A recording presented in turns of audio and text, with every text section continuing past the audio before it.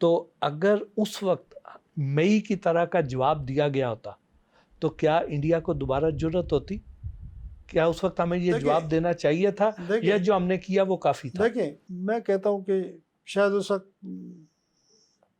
کوئی وجہ ہوگی، مجھے پتہ نہیں، لیکن دیکھیں اس وقت بھی تو پاکستانی فوج نے کوئی کم نہیں کیا. 3 جہاز ان کے گرا دیے تھے نا.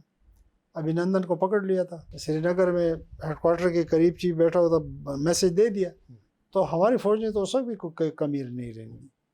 جنرل باجوہ پہ لوگ بہت تنقید کرتے ہیں، برا بھلا کہتے ہیں، لیکن میں تو کریڈٹ دیتا ہوں. پاکستان کو جو عزت ملی ہے، جو سعودی عرب کے ساتھ ہمارا دفاعی معاہدہ ہوا ہے، اس کو آپ کس نظر سے دیکھتے ہیں؟ اس میں ہماری طاقت بھی ہے اور ہماری عزت بھی ہے.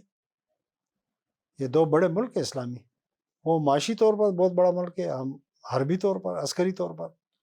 یہ دونوں ایک ہوں گے تو آپ دیکھیں گے رخ بدل جائے گا. بدل گیا. کوئی ایسا مشن ہو جس میں آپ کسی ایسی سچویشن میں گھر گئے ہوں کہ آپ کو لگا ہو کہ پتہ نہیں آج میں واپس جا پاؤں گا یا نہیں؟ نہیں، خطرات بیچ میں آئے ہیں جگہ جگہ پہ بہت سارے اس میں، لیکن حوصلہ رہا، ہمت رہی اور یہ عقیدہ رہا، اللہ پہ یقین. مرزا بھٹو کا کیا کردار رہا؟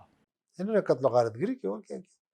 پاکستان میں پاکستانی مار ڈالی، قتل و غارت گری، ٹیررزم کی، دہشت گردی کی. اس نے اپنے ساتھیوں کو وہاں پہ مارا. اس میں لکھا اس کتاب میں ساری کہانی. جو ان کا انجام ہوا اس میں کون لوگ ملوث تھے؟ یہ مجھے پتہ نہیں. مطلب پولیس کو کہتے تھے، وہ فائرنگ تو پولیس نہیں کی تھی. اب کیوں کی تھی وہ کہتے ہیں سیلف ڈیفenس میں کی تھی، اللہ جانے. مجھے آصف بٹ نے کہا، اسی آصف بٹ نے، کہ جب مرتضیٰ بھٹو مارا گیا اور مجھے خبر آ گئی تو میں نے کہا کہ یہ کیپٹن رحیم کے خون کا انتقام ہے. اچھا. کیپٹن رحیم وہ آدمی تھا جو جہاز میں کہتے ہیں بھٹو کا ADC تھا، اور اس کو جہاز سے اتار کر مرتضیٰ نے ٹیپو کا، سلام اللہ ٹیپو کا تھا، اس کو گولی مارو. اس کو گولی ماری تھی بے گناہ کو. مجھے آصف بٹ نے کہا کہ اس وقت میں نے کہا کہ کیپٹن رحیم کے خون کا انتقام. کیا آصف علی زرداری اور مرزا بھٹو کے درمیان کوئی دشمنی تھی؟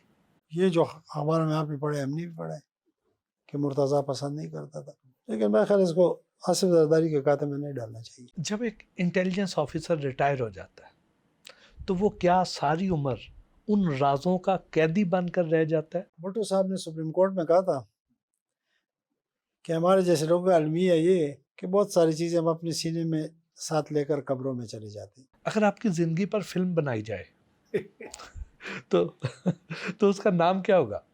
میں میجر عامر ہی ٹھیک ہوں. میں نے میجر کو اپنے نام کا حصہ بنایا ہے. اچھا.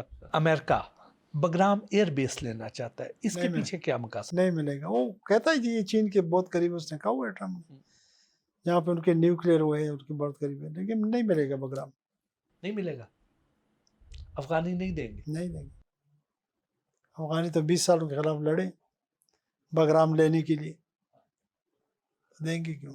یہ جو آج کل ہماری امریکہ کے ساتھ قربتیں بڑھ رہی ہیں، ہاں، تو بہت سے خدشات پائے جاتے ہیں کہ پاکستان کہیں اپنی خود مختاری، اپنی آزادی وہ گروی نہ رکھ دے.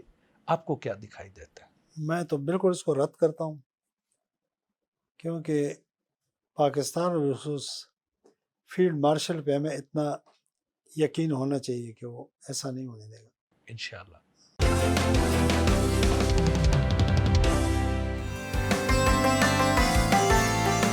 میجر عامر کی رہائش گاہ کے خوبصورت لان میں ان سے ہلکی پھلکی گپ شپ بھی ہوئی. لے سر اب تھوڑے ہلکے پھلکے سوال ہو جائیں. ٹھیک ہے. شادی اپنی پسند سے کی یا گھر والوں کی پسند سے؟ والدین کی مرضی. کبھی دل بھی ٹوٹا؟ نہیں. زندگی میں کتنی بار سچی محبت ہوئی؟ اگر محبت سے آپ کی مراد وہ دوسری گرل فرینڈ وغیرہ تو وہ شوق نہیں کیا، بلکہ وہ جرت ہی نہیں ہوئی. اچھا. حسن پرست ہے؟ ہم سوچے اس طرح نہیں، حسن پرست ایسے اچھا مکان اچھا لگتا ہے، اچھا لان، اچھے درخت، اچھے بندے، اچھے جانور میں شوقین ہوں رکھنے کا، پرندے، مرغیاں خوبصورت ہوں، تو خوبصورتی تو اللہ تعالیٰ کو پسند ہے. خواتین میں سب سے زیادہ کیا چیز متاثر کرتی ہے؟ اب خواتین کا اپنا اپنا روپ ہے، بہن کا ایک روپ ہے، بیٹی کا ایک روپ ہے، بیوی کا ایک روپ ہے، ماں کا ایک روپ ہے، لیکن ایک چیز سب میں مشترکہ ہے، پیار اور محبت. فوج میں نہ ہوتے تو کیا ہوتے؟ عالم دین ہوتا. بچپن میں کس کے زیادہ قریب تھے، والد کے یا والدہ کے؟ میں والدہ کے زیادہ قریب تھا اور والد میرے زیادہ قریب تھے. पाकिस्तान के अलावा कौन सा मुल्क पसंद है? सऊदी अरब। फुर्सत के लम्हात में क्या करते हैं? आजकल तो रिटायर्ड लाइफ एंजॉय कर रहा हूँ, जाता हूँ ज़मींदारी करता हूँ, कारोबार है पेशावर में, वहाँ जाता हूँ, गांव में जाता हूँ, गमी खादी करता हूँ, शाम को आता हूँ तो दोस्त आ जाते हैं और 1 घंटा 1.5 पोती और पोते के साथ खेलता हूँ। वाह, कोई ऐसी ख्वाहिश जो पूरी ना हुई हो? अल्हम्दुलिल्लाह मैं समझता हूँ मैंने जो ख्वाहिश की अल्लाह ने पूरी की। म्यूजिक किस तरह का पसंद करते हैं? कोई ख़ास पसंद नहीं, लड़कपन में सुनता था, लता पसंद थी, रफ़ी पसंद था, मुकेश था, पाकिस्तानी भी मसूद राना पसंद था, नूरजहान को भी सुनता था, लेकिन कोई शौक़ नहीं था ऐसा, बस सुन लिया तो खुश हो गए, नहीं तो वो भी जवानी में। फिल्में और ड्रामे देखते हैं? बहुत देखी थी जवानी में। फैसले करते वक्त दिल की सुनते हैं या दिमाग की? दोनों की।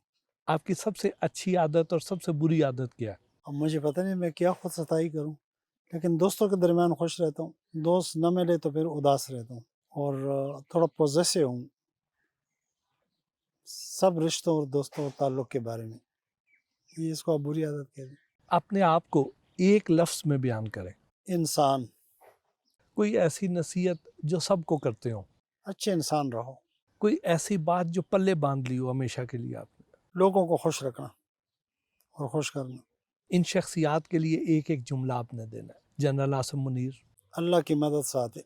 इमरान खान। बहुत कुछ दे सकता था और कर सकता था, लेकिन न हो सका, उसकी मुख्तलिफ वजूहात हैं। नवाज शरीफ।